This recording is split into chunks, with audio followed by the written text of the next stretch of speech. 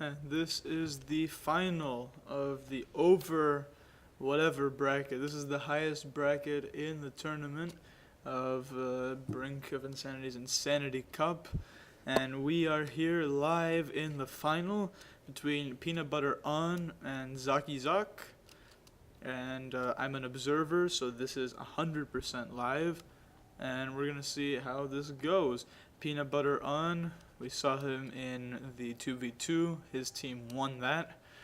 With Blackheart, this is Pachirico, and he's up against Zak in this final here. Pachirico beat me in the semifinals. I was there, so kind of proud of myself.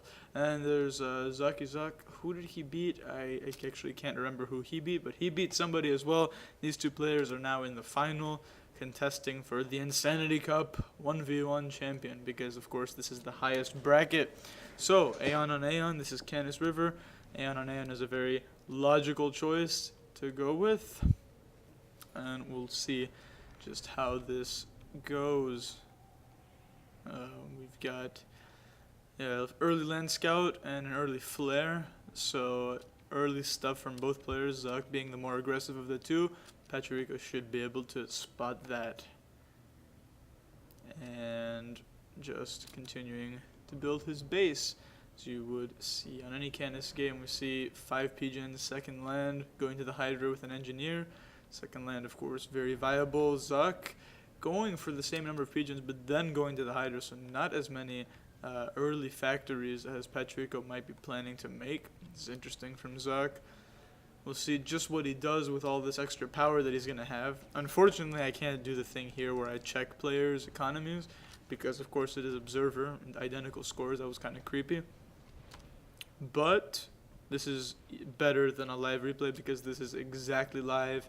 There's no way to know what is going on. Here's the flare from Zak. And taken out by an Aurora from Pachirico. Nothing happening there for our German friend. We just have this engineer reclaiming on this side from Pachirico.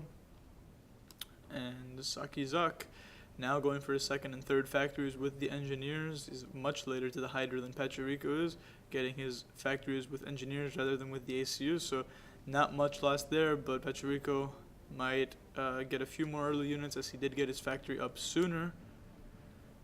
Zak had that gap where he had the power, but he didn't have factories to produce anything with. Scouting now going on both sides for Pachirico. We'll spot this engineer from Zak. That will be taken out, I would assume. There he goes. So nice early snag prevents this rock from being reclaimed. Looks like Pachirico has these plans of taking it for himself. Let's see if that engineer makes it that far. It's kind of unprotected. Raiding coming in from Zaki Zak. And a scout fight. It's like a very even one. Not that these scout fights really mean anything, but it's still entertaining whenever two scouts go at it, contributing to the war effort with all the force that they can muster. Of course, UEF scouts are OP, but here we have an engineer under fire from Pachirico. It's going to have to do some dodging. It does dodge once. Great play from Pachirico there to keep that engineer alive early in this tournament final. So gonna just continue with the original plan there. Very nice micro from Pachirico. Still all land from him, and all land from Zak. No one wants to go for any sort of air. It'd be too much of a disadvantage in terms of land. And this is very finely balanced at this point. Pachirico with more units out and searching, but Zak has his units back a little bit. More defensive posture from Zak. Here's a little probing Aurora from Pachirico, trying to see what's going on, and keeping his Auroras away from Zak's ACU. Wise decision there. And Pachirico just focusing on securing his expansions. Zaki Zak doing the same thing. So good expansion from both players. And it's just which player is going to commit more to which side, and which player can gain an advantage where they can. It's just going to be all about that. And we'll see what happens. Almost identical comms here. Not much to say in the early game. A little bit of an attack from Zak. That's going to have to retreat though. He has the scout. He knows what's going on. Pecherico now going for air. That'll allow him to get some more valuable intel. Same thing for Zuck. So these players playing very similarly yet again. Rock for Zuck there. This would be a nice injection of mass into his economy. So Pecherico is just a little bit faster with everything, getting his mexes a little bit faster.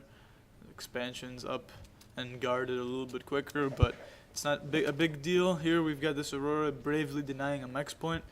In the long run, since Pecherico has that could be important. We'll see about that. Zuck now being pushed back by Pecherico.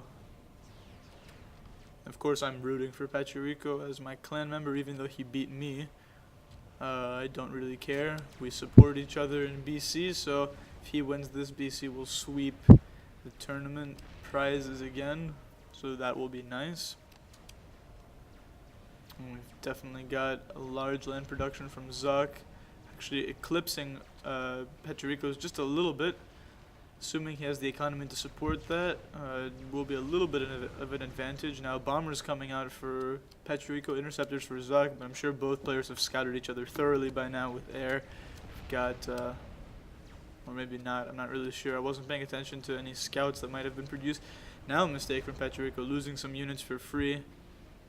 Might give Zuck just a tiny bit of an edge, but he's got to kill this Aurora. He's got to start taking his mex points. It's the problem with playing Pecherico. He plays everywhere, and you end up not being able to do the most basic tasks. That's what happened to me in the semifinal, although if I end up casting that, you'll see I almost killed him. Had him down to like 1800 HP, so I can be proud of myself in this tournament. I'm going to stop sucking my own dick now. There's going to be a fight up here. This Aurora up to 5 kills. And Zuck is able to react in time, so he'll finally be able to take his mexes. And we'll see what he can do following that. He's got to start pushing on this side to change the game a little bit. All of the units now for both players somewhat converging in the middle. Zuck has his units a little bit farther back. Pecherico has his units much more centralized than Zuck does. Zuck stopping for some reclaim. And to build a mex, not the best place to build a mex as it will die instantly. One of the rare occasions where building attack on mex is inefficient. Here comes a force from Pecherico. Takes out the engineer yet again. So when he's not paying attention, his forces still wreak havoc. We've got the battle kicking off here though. And Pecherico's concentrated force continues to dominate. Zuck attacking the units, so is Pecherico. Overcharge now from Zuck, so he's got that capability. We know that Pecherico will now easily defend against these 2 Auroras. And he's somewhat running out of units, so he's going to have to wait until he can rejoin with his bigger army before he pushes in the middle. And now the name of the game is to not let your opponent have the reclaim. Neither player is going to give in, I fully expect most of the units to be funneled into the middle, because if either player allows the other player to gain access to this reclaim field, it'll be a huge disadvantage for them. And you know, this is getting kind of close here in HP, 4,000 to 3,000. Pecherico did take quite sustained fire there. He's going down into the red. And we are now actually entering draw territory. I hope that doesn't happen. That would be lame, but we've got all the units from both players now converging in the middle. Some lag there, not a big deal though. And Zuck just continues to have his units set over here. If he had his waypoint out here a little bit more, he could have his units just a little bit more, together so that they wouldn't split up and get killed. But now he's target firing Pecherico's ACU. Pecherico's going to have to get out of here. Actually could take quite some fire here from Zuck's units. He's going to pull back and try to get some veterancy going on the edge here. Uses an overcharge. Brilliant overcharge there. Takes out a bunch of Auroras and relieves the pressure. Now Zuck coming back. The Aurora's coming back, so hard to call who has the advantage here. Now attack fire from Pecherico. Zuck gets a veterancy at a critical moment there. Still able to use his ACU. Pecherico running out of HP.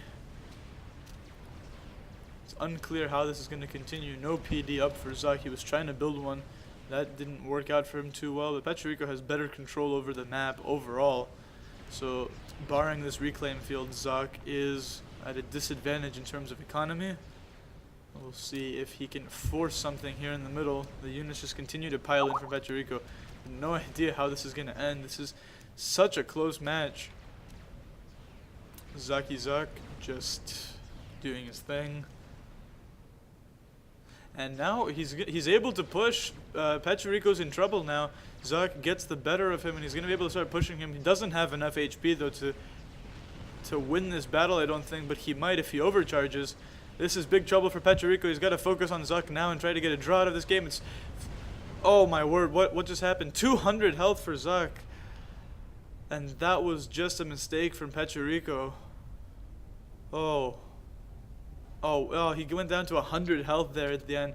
I cannot believe what we've just seen, ladies and gentlemen. The tournament won by the narrowest of margins, and BC is not going to sweep this tournament. It's actually going to be Zuck who comes out on top of all challengers with 100 HP. Even though he was starting to lose hold of the game, it was a tiny mistake from Pachirico, and you saw what happened there. So, good tournament, and I hope you guys enjoyed it. And if I can cast some more, I think I will be doing that. See you guys later.